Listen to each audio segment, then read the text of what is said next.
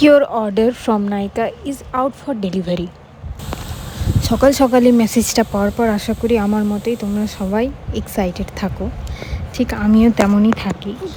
মনে হয় যে কখন কল আসবে, কখন পার্সেল পাবো আমার হাতে। তাহলে দেরি কিসের, চলো আনবক্স করে দেখি কি আছে এর ভেতরে। বাবা, প্যাকেটটা যে টাইট, খোলা বহুত মুশকিল বাবা।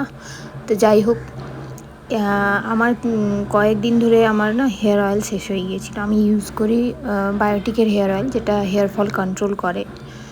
খুবই ভালো, এক কথায় অসাধারণ।